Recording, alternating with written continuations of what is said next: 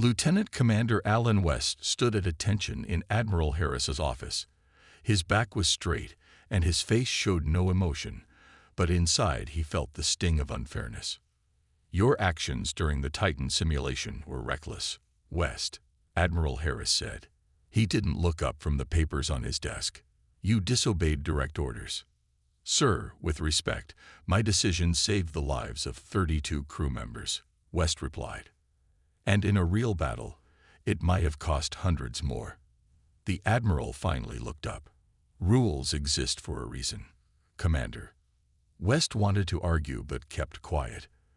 The training exercise had presented an impossible choice: follow protocol and sacrifice his team, or break formation to save them. He chose the latter. "You're being reassigned," Admiral Harris said. He slid a folder across the desk.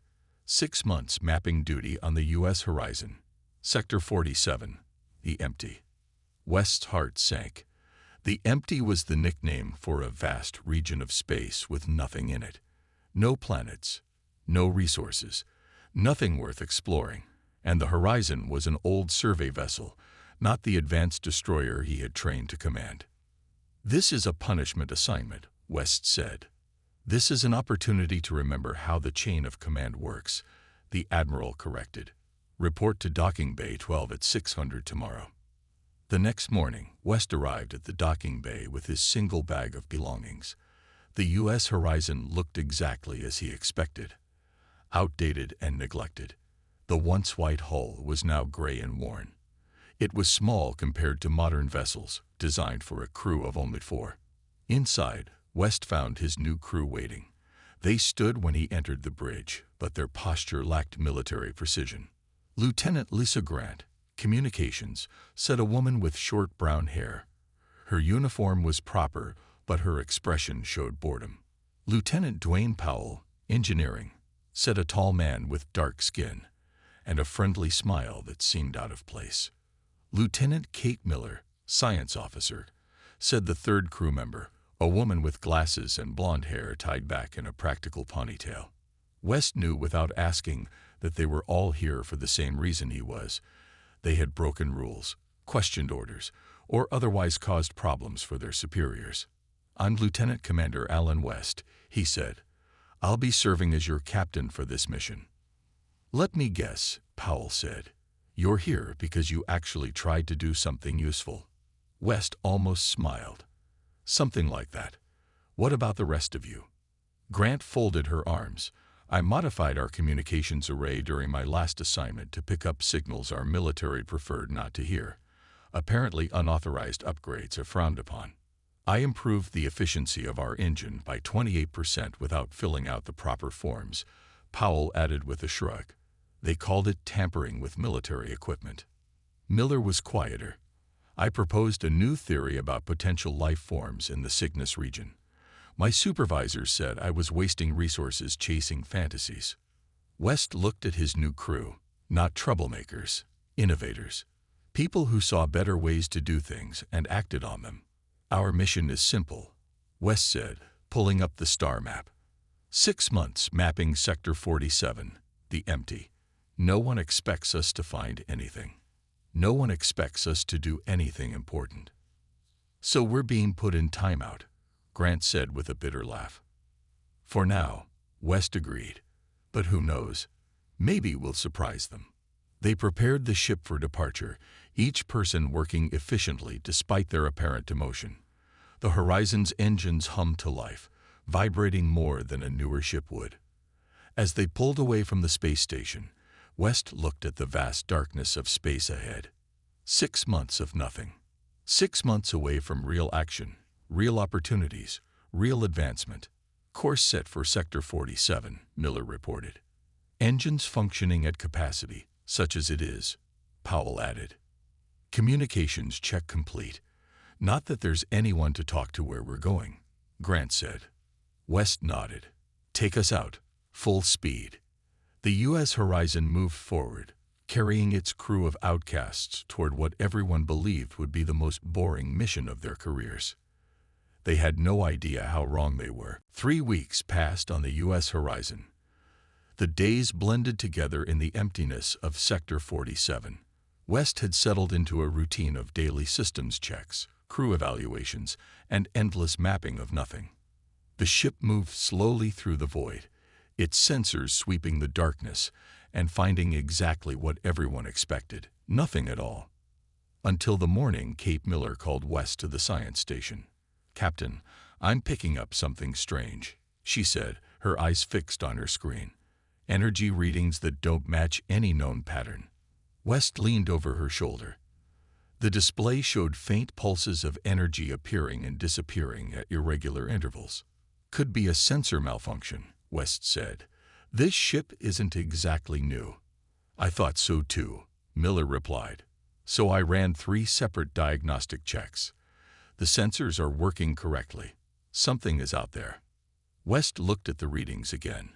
In his 10 years of space service, he had never seen energy patterns like these. "How far?" he asked. "About 2 light days from our position. Too far for visual confirmation." West considered his options. Their orders were simple: map the sector and return. Investigating strange readings wasn't part of the mission, but curiosity got the better of him. "Let's take a closer look," he decided. "Powell, can you squeeze any more speed out of the engines?" Powell grinned from his station. "For something interesting to do. Watch me." The engineer's hands moved across his console, bypassing safety protocols and redirecting power. The ship's engines growled with renewed effort, and their speed increased by 20%. "We'll reach the location of the readings in about 48 hours, Grant reported from communications. For the next 2 days, the crew worked with more energy than they had shown since the mission began.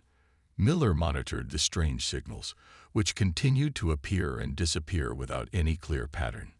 Powell fine-tuned the sensors to better detect the faint energy. Grant searched all frequencies for any kind of transmission. As they neared the location, the signals grew stronger, but no less puzzling. "It's like they're speaking the language," Miller said during a crew meeting in the small mess hall. "There's a pattern here, but I can't figure out what it means." "Could it be natural?" West asked. "Some kind of space phenomenon we haven't documented before?" Miller shook her head. "Natural phenomena don't change patterns like this. These signals adapt. When we adjust our sensors to better detect them, they shift. Almost like they know we're watching," Grant added. Powell leaned forward. "Captain, I think I could modify our main sensor array to create a 3-dimensional map of these energy patterns, but I'd need to take the system offline for a few hours." West hesitated. More unauthorized modifications could make their punishment assignment even longer, but the mystery pulled at him. "Do it," he decided. 12 hours later, they gathered on the bridge to see Powell's work. The main screen showed a glowing, shifting network of energy that pulsed like a heartbeat. "That's not natural," West said quietly. "No," Miller agreed. "Those are deliberate patterns. Organized. Intelligent." Grant moved to her station. "I'm going to try something new," she said. "If these are communications, maybe we can communicate back." She began sending simple mathematical sequences, universal language patterns that any intelligent species might recognize. For several minutes, nothing happened. Then the energy patterns changed. They began to mirror the mathematical sequences Grant had sent, then extended them, solving the patterns and sending back more complex ones. "They're responding," Grant whispered, her eyes wide. The bridge fell silent as they watched the energy patterns grow stronger and more complex. Suddenly, all the ship's systems flickered. The lights dimmed, then brightened again. Warning alarms sounded as power fluctuated throughout the vessel. "What's happening?" West demanded. Powell checked his readings. "Something's affecting our power systems. It's like we're being scanned, but at a level I've never seen before." The ship shuddered. The energy patterns on the screen expanded, surrounding their position. "Captain," Miller said, her voice tight with both fear and excitement, "I think we just made first contact." Outside the viewport, the empty space rippled like water. Something was coming through. The rippling space in front of the U.S. horizon transformed into a swirling vortex of light and color. The ship's systems continued to fluctuate wildly. Warning alarms blared across the bridge. All hands, brace for possible impact. West ordered through the ship-wide communication system. His crew moved quickly, securing loose items and strapping themselves into their stations. Powell, get those engines back online, West commanded. Grant, send an emergency beacon to Earth Command. Engines not responding, Captain, Powell reported, his fingers flying across his console. Something's blocking our power systems. Communication systems are down too, Grant added. We're completely cut off. The vortex expanded, now filling the entire view screen. Inside it, a shape began to form, massive and unlike any ship design West had ever seen. It wasn't built with the practical, boxy design of human vessels. Instead, it flowed like liquid metal, constantly shifting while maintaining its overall form. Size estimate, West asked, keeping his voice steady despite the tension. Miller checked her readings, approximately 3 kilometers in length. That's nearly 15 times our size, Captain. The alien vessel fully materialized, hovering less than a kilometer from the horizon. Its surface rippled with patterns similar to the energy signatures they had detected earlier. Are we being scanned? West asked. Powell nodded. Yes, sir. Their technology is. I've never seen anything like it. They're somehow examining every molecule of our ship simultaneously. Any weapons systems detected? West asked. None that I can identify, Miller replied. But that doesn't mean much when we don't understand their technology. The lights on the bridge suddenly dimmed to emergency red. All systems except basic life support shut down completely. We're dead in space, Powell said, the usual humor gone from his voice. West stood from his chair. Options. Before anyone could respond, a soft blue light filled the bridge. It condensed into a sphere that hovered in the center of the room. The crew watched, frozen between fear and fascination. No sudden movements, West ordered quietly. The sphere pulsed 3 times, then expanded outward. As it touched each crew member, they felt a slight tingling sensation. West felt the hairs on his arms stand up. It's scanning us directly now, Miller whispered. As suddenly as it had appeared, the sphere vanished. The ship's systems remained offline, but the warning alarm stopped. Everyone okay? West asked, looking around at his crew. They all nodded, appearing shaken but unharmed. What now, Captain? Grant asked. Before West could answer, he felt a strange sensation in his mind, like someone gently knocking on a door, asking permission to enter. Does anyone else feel that? He asked. The others looked confused, shaking their heads. The sensation grew stronger. West closed his eyes, unsure what to do. Out of instinct, he mentally opened the door. Instantly, his consciousness expanded. He was still on the bridge, but also somehow elsewhere, in a vast space filled with swirling colors and patterns that he somehow understood were thoughts. Hello, Alan West. A voice spoke directly into his mind. It wasn't exactly a voice, more like concepts and emotions arranged into communication. Who are you? West thought back. We are the Elysians, came the reply. We have watched your kind for many cycles but avoided direct contact. Until now. Why now? West asked. Your ship entered our warning network. Your responses to our signals showed intelligence and curiosity rather than hostility. You are not what we expected.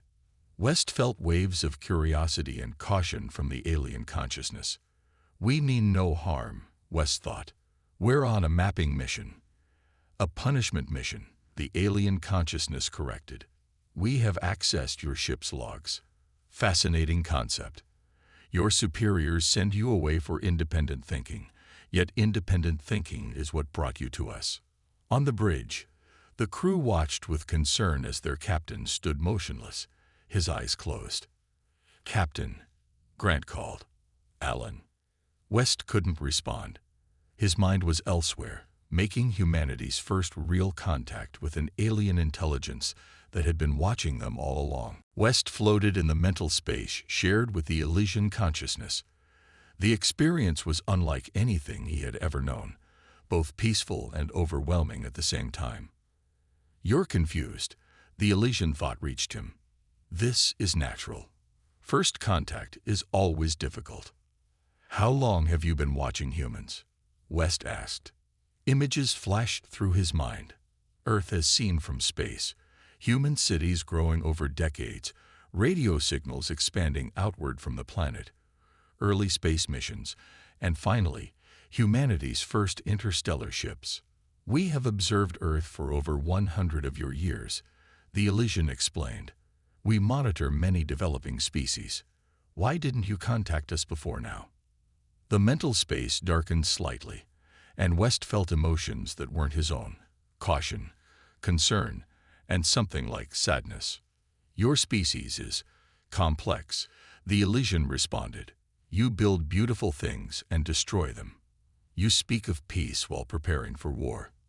You have great capacity for both kindness and cruelty." Images of human conflicts flashed through West's mind: wars, environmental destruction, poverty alongside wealth. "We feared what contact might bring," the Elysian continued. "We decided to wait until humanity matured beyond its destructive tendencies. Then why contact us now?" West asked. "Your small ship entered the edge of our warning network. These energy signals you detected were never meant for humans to find. They mark this region as a developing zone for other spacefaring species to avoid." West felt a rush of understanding, like a "do not disturb" sign. "Yes," the Elysian agreed. "But your crew did something unexpected. Instead of retreating from the unknown, you investigated. Instead of fearing difference, you sought to communicate. This shows promise." On the bridge of the horizon, the crew waited anxiously. West had been standing motionless for nearly 10 minutes, his eyes closed, breathing slow and steady. "Should we try to wake him?" Grant asked. "I don't think we can," Miller replied, scanning West with a medical device. "His brain activity is off the charts, but his vital signs are stable. Something is communicating with him, or controlling him," Powell added grimly. Back in the shared mental space, West was learning more about the Elysians. "We do not understand your concept of punishment mission," the Elysian thought voice said. "You and your crew were sent away because you showed independent thinking." "That's not exactly," West began, but then stopped himself. "Yes, I suppose that's true. We broke rules because we believed our way was better. And for this you were sent to empty space. For disobeying orders, yes." The mental space filled with something like amusement. "Yet this punishment brought you to us. The very qualities your superiors wished to suppress led to first contact. There is irony in this." West felt himself smile, both in the mental space and physically on the bridge. "How do you communicate with me like this?" he asked. "Our species evolved beyond physical limitations long ago," the Elysian explained. "We exist primarily as energy and consciousness, taking physical form only when necessary. Thought is our natural language. And only I can hear you. For now, your mind was most receptive. The others will require preparation." Suddenly, West felt a gentle pull back toward his physical body. "Your crew is concerned," the Elysian observed. "We should include them." West opened his eyes on the bridge of the horizon. His crew stared at him, their faces showing relief mixed with worry. "Captain," Miller stepped forward. "Are you all right?" "Yes," West said, his voice sounding strange to his own ears after the mental communication. "I've been talking with them. They call themselves the Elysians." "Talking?" Grant looked skeptical. "You've been standing there, completely still." "They communicate through thoughts," West explained. "They've been watching humanity for a century. They've avoided contact because they weren't sure we were ready." "And now they think we are?" Powell asked. "Not exactly," West said. They're still cautious, but they're curious about us. And there's something else. In his mind, he could still feel the Elysian presence, waiting patiently. They want to meet all of us, West said, and they have something important to tell us, something about why they finally decided to make contact. The crew of the U.S. Horizon gathered in the small conference room. West explained everything he had learned during his mental connection with the Elysians. As he finished, a blue light appeared in the center of the table. "They're inviting us aboard their ship," West said, looking at the pulsing light. "All of us." Powell raised his eyebrows. "Is that safe?" "I believe so," West replied. "They could have harmed us already if that was their intention." Miller leaned forward, her eyes fixed on the light. "The scientific value alone is enormous. We'd be the first humans to see their technology up close. Or the first humans to be dissected by aliens," Grant added, but there was excitement behind her words rather than true fear. West looked at each crew member. "This is a volunteer mission. I won't order anyone to go." A moment of silence passed. Then Powell stood up. "Well, I didn't join space service to sit around when aliens invite me over," he said with a grin. Miller and Grant stood as well. "We're with you, Captain," Miller said. West nodded, feeling proud of his misfit crew. "Then let's make history." The blue light expanded to form a tunnel that stretched from the conference room through the hull of their ship. Somehow, there was no breach. The light passed through solid metal without damaging it. "Advanced technology," Miller whispered, scanning the tunnel with her device. West took a deep breath and stepped into the light first. It felt solid beneath his feet despite appearing to be made of energy. His crew followed closely behind. The tunnel led them directly into the enormous alien vessel. As they stepped onto the Elysian ship, the blue light faded behind them. They found themselves in a vast chamber unlike anything in human design. The walls flowed like liquid but were solid to touch. Soft light came from everywhere and nowhere at once. "It's beautiful," Miller said softly. 3 glowing forms appeared before them. Unlike the solid ships humans built with clear divisions between rooms and hallways, this vessel seemed alive and changing. The forms pulsed gently, shifting between various shapes while maintaining a vaguely humanoid appearance.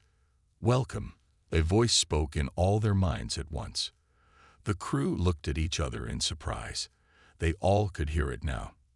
"These are physical projections," West explained to his crew. "The Elysians exist primarily as energy beings." "You understand correctly," the tallest form communicated. "We take physical shape only when necessary.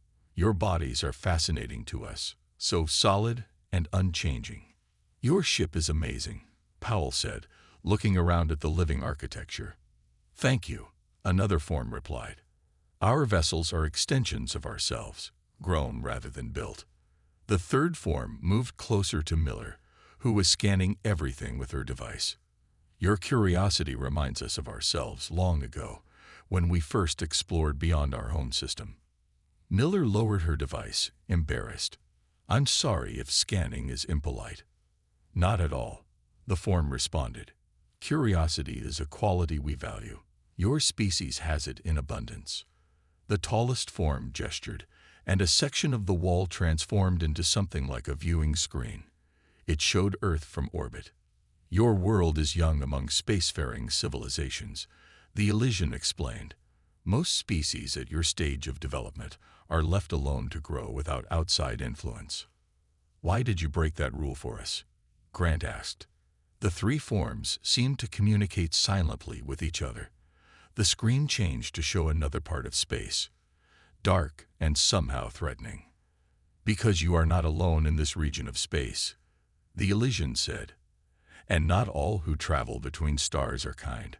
The image zoomed in on what appeared to be another ship, but unlike the flowing lines of the Elysian vessel, this one was black, angular, and bristling with what looked like weapons. "We call them the Voidborn," the Elysian continued. "They seek resources and care little for developing worlds. Your punishment mission has brought you to the edge of their territory." West felt a chill run down his spine. Are they a threat to Earth? Not yet, the Elysian replied. But soon. Your world's signals have been noticed. We have protected you thus far, but there is more you must know. The viewing screen on the Elysian ship changed again, showing a map of the galaxy with various colored markings. The crew of the Horizon watched closely as the tallest Elysian form moved toward the display. The Voidborn travel in groups, the Elysian explained. They search for worlds with abundant resources and developing civilizations. They have no interest in communication or trade. They're conquerors. West asked. Consumers, the Elysian corrected. They extract what they need and move on. The worlds they visit rarely recover. Miller stepped closer to the screen. How many worlds have they taken? 17 in the last century, the second Elysian form replied. All developing civilizations like yours. The screen zoomed in on Earth's solar system. A red line showed the path of what appeared to be Voidborn ships steadily approaching human space. Our policy has always been non-interference, the third Elysian said. We believe species must develop naturally, but the Voidborn leave nothing to develop.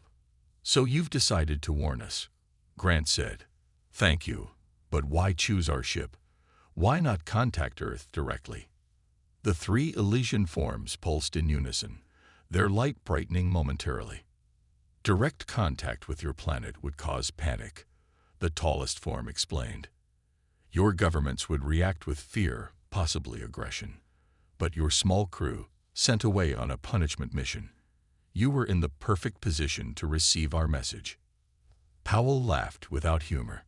So getting in trouble turned out to be the best thing that ever happened to us. And potentially to your species, the Elysian added. West folded his arms, thinking, what exactly do you want from us? We're just a survey ship with minimal weapons. We can't fight these Voidborn. We do not seek warriors, the Elysian said. We seek messengers. Your mission places you at an important crossroads between human space and the approaching threat. The screen changed again, showing the U.S. Horizon positioned between Earth and the advancing Voidborn fleet. We offer you a choice, the Elysian continued. Return to Earth immediately with our warning, or remain here as an observation post. We can enhance your ship's capabilities to better monitor Voidborn movements. The crew exchanged looks. This was far beyond their original mission parameters. If we stay, Miller asked, would we be able to communicate with Earth? Not with your current systems, the second Elysian replied. But we could provide technology to allow instant communication across any distance. Instant. Powell's eyes widened. That's impossible by our physics. By your current understanding, yes, the Elysian agreed, but possible nonetheless. West paced the smooth floor of the alien vessel. If we return to Earth with this warning, will anyone believe us? We have no proof of your existence. We can provide evidence, the third Elysian said. Technical information that proves our existence and the threat of the Voidborn. And if we stay, Grant asked, what happens if the Voidborn find us? We would monitor your ship, the tallest Elysian assured them. You would not face them alone. The crew fell silent, each considering the enormous responsibility suddenly placed on their shoulders. What had started as a punishment mission had transformed into perhaps the most important assignment in human history. Captain, Powell said quietly, this is your call. West looked at his crew, the engineer with unauthorized modifications, the communications officer who listened to forbidden signals, the scientist with wild theories, and himself, the commander who broke the rules to save lives. They were misfits sent away to be forgotten, and now they held humanity's fate in their hands. We need time to discuss this, West told the Elysians. This decision affects not just us, but potentially all of humanity. We understand, the tallest Elysian replied. While you consider your options, we will begin preparations to enhance your vessel. Should you choose to stay, you will need better defenses and communication systems. And if we choose to leave, West asked, then we will provide what evidence we can of the threat, the Elysian said. But know this, the Voidborn are closer than your leaders realize. Time is not abundant. The weight of the decision pressed down on West's shoulders. Return as messengers or remain as watchers. Either way, their punishment mission had become humanity's first line of defense against an alien threat. The crew of the U.S. Horizon returned to their ship to discuss their options. The Elysians had provided a small room for them to talk privately. The walls glowed with a soft blue light, and somehow the room felt both alien and comfortable at the same time. "We need to return to Earth immediately," Grant said as soon as they were alone. "This information is too important to keep to ourselves." Powell shook his head. "Earth is 6 weeks away at our top speed. By the time we get there, the Voidborn could be closer. We should stay and monitor them." "With what?" Grant challenged. "Our outdated sensors, our non-existent weapons." "The Elysians said they would upgrade our systems," Powell countered. Miller, who had been quiet until now, spoke up. "I think we should do both. Accept the Elysians' offer to enhance our communication systems, then stay here while sending the warning to Earth." West considered each opinion carefully. "Let's think this through step by step. If we return to Earth, who would believe us? We were sent away because our superiors already think we're troublemakers. Admiral Harris would likely dismiss our claims without proof," Grant admitted. "But if we had evidence," West continued. "The Elysians offered to provide technical information beyond our current capabilities. That might convince Earth Command to take us seriously." Powell leaned forward. "And if we had their communication technology, we could send that evidence instantly without abandoning our position here. We could be Earth's eyes and ears on the edge of Voidborn territory." "That sounds like the best compromise," West agreed. "But there's another problem. What if the Elysians' technology isn't compatible with our systems?" "I can make it work," Powell said confidently. "If they can travel between stars and exist as energy beings, I'm sure they've figured out how to connect with simpler technology like ours." The crew discussed further details, considering every angle of their situation. After an hour of debate, they reached their decision. West returned to the main chamber where the Elysians waited. The 3 glowing forms turned toward him as he entered. "We accept your offer to enhance our ship," West said. "We wish to remain as an observation post, but we also need to warn Earth immediately." "A wise decision," the tallest Elysian replied. "We will begin modifications to your vessel right away." Over the next 24 hours, the crew watched in amazement as the Elysians transformed their outdated survey ship. Powell worked alongside the aliens, learning about technology centuries beyond human development. The engineer's eyes shone with excitement as he helped install systems that defied his understanding of physics. Grant focused on the new communication array that would allow instant contact with Earth across vast distances. Miller documented everything, creating detailed reports of Elysian technology and the Voidborn threat.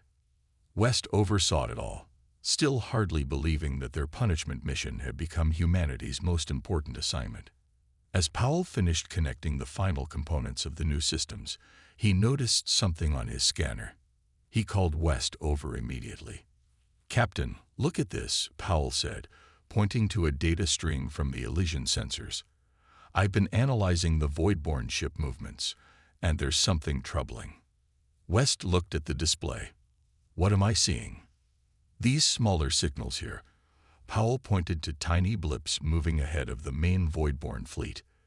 "They're moving much faster than the others, and they're headed directly for our solar system." "Scouts?" West asked, feeling a chill run down his spine. "I think so," Powell confirmed. "And based on their trajectory and speed, they could reach Earth within months, not years as the Elysians estimated for the main fleet." West's face hardened. "How many?" 3 ships, much smaller than the main vessels, possibly early reconnaissance." West immediately went to find the Elysians. He found them working on the ship's engine room. "We need to talk," he said urgently.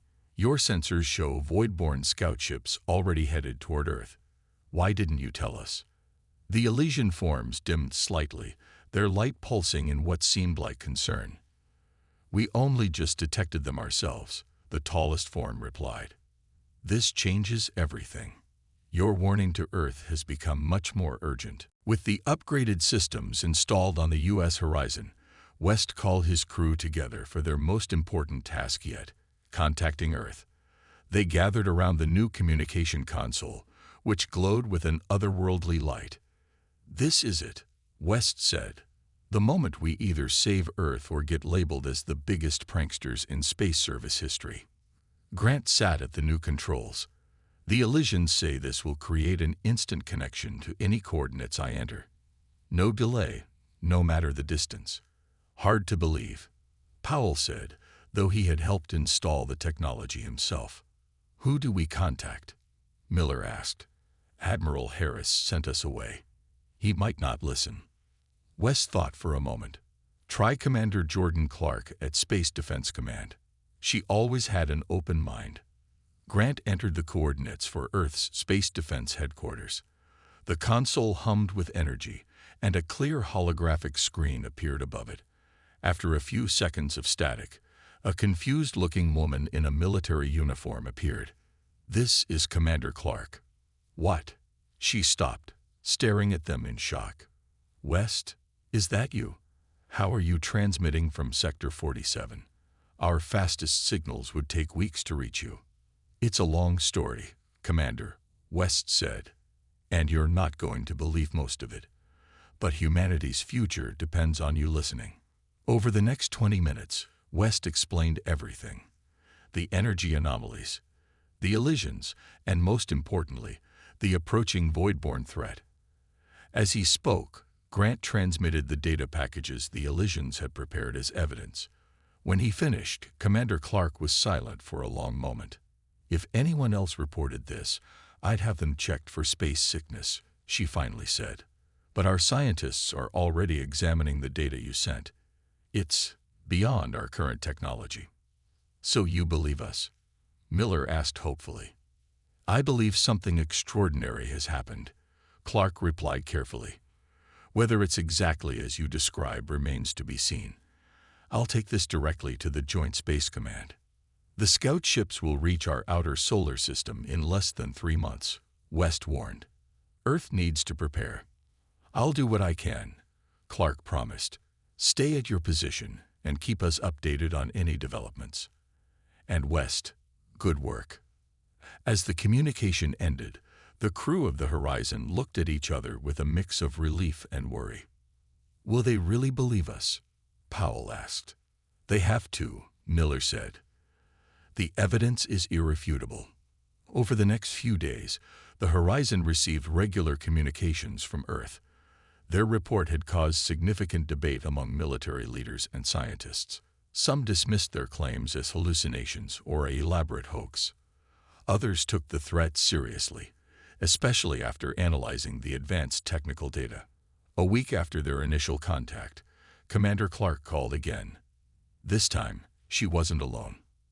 Admiral Harris himself stood beside her, looking uncomfortable. "Lieutenant Commander West," the Admiral said stiffly, "it seems I owe you an apology." "Sir?" West was genuinely surprised. "Your punishment assignment has turned into the most important mission in human history," Harris continued. "The President has ordered the formation of a new division, First Contact and Defense, and he wants you and your crew to lead it." The crew exchanged stunned looks. "The Elysians have agreed to share more of their technology," Harris explained. "They'll help us prepare for the Voidborn. Command wants you to serve as our primary liaison with them."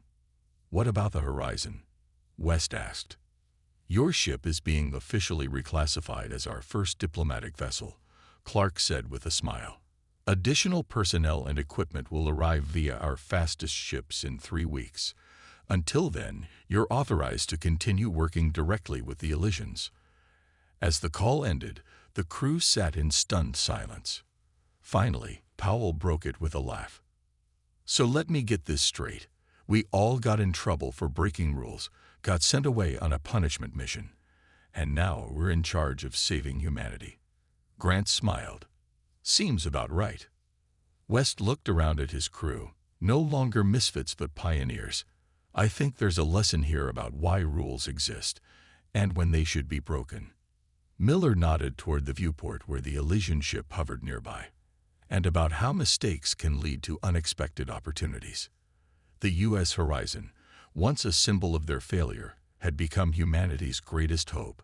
As they prepared for the challenges ahead, West realized that sometimes the wrong path led to exactly the right destination.